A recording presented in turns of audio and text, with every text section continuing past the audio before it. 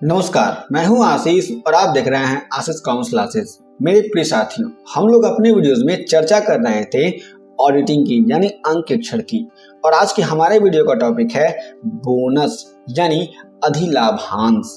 इस वीडियो में हम लोग जानेंगे कि बोनस का अर्थ क्या होता है, इसकी परिभाषा क्या होती है, इसके लाभ या गुण क्या होते हैं और इसकी हानियां क्या हो सकती हैं कंपनी के रेस्पेक्ट में।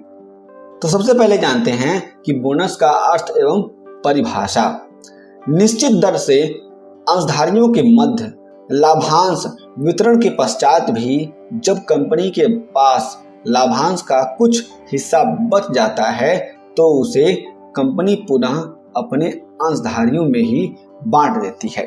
कंपनी के द्वारा बांटी गई इस राशि को अधिलाभांश या बोनस कहते हैं। यहाँ पे कहा जा रहा है कि जब कंपनी लाभांश का वितरण करती है तो सबको लाभांश बांटने के बाद से कुछ धन बच जाता है। उस धन को फिर से कंपनी अपने ही शेयर होल्डर्स में बांट देती है, डिस्ट्रीब्यूट कर देती है। उसी को कहा जाता है बोनस। अधिलाभांश कंपनी के सुदृढ़ आर्थिक स्थिति का प्रतीक होता है, यानी कंपनी सही चल रही है, उसकी आर्थिक स्थिति ठीक ठाक है। लाभांश का वितरण एक निश्चित दर से न करना कभी कभी संस्था के लिए घातक सिद्ध हो सकता है। कभी कभी अगर संस्था के लोग, जो संस्था के संचालक होते हैं, वह लाभांश का वितरण सही से नहीं करते हैं तो यह कंपनी के लिए दिक्कत खड़ा कर सकती है।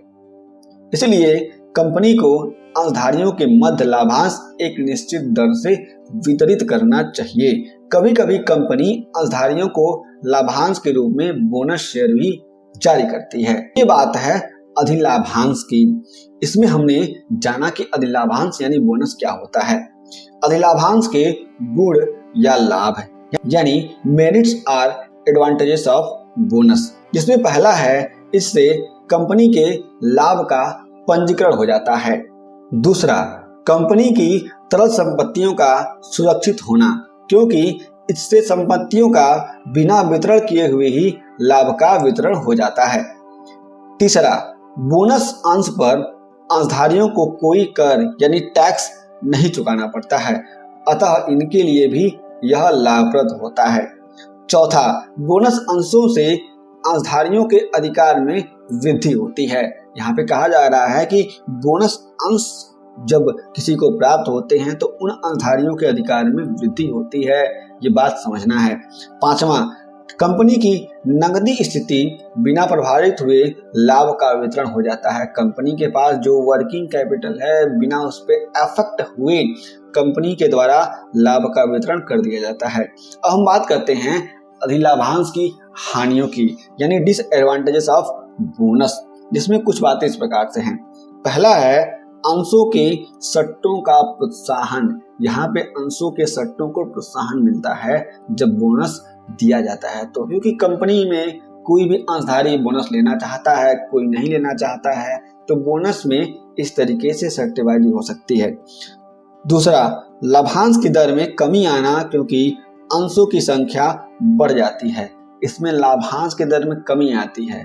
और आपको मालूम होना चाहिए जब कभी बोनस शेयर इशू होते हैं तो जो भी अंश होते हैं केवल उसमें वृद्धि होती है, जो कंपनी की पूंजी होती है उसमें वृद्धि नहीं होती है। तीसरा, कंपनी के अंशों का आकर्षण समाप्त होना, क्योंकि अंशधारियों के पास अंशों की संख्या बढ़ जाती है। तो ये कुछ दोष हैं यानी डिसएडवांटेजेस हैं किसी भी बोनस के, इसको हमने जाना और समझा।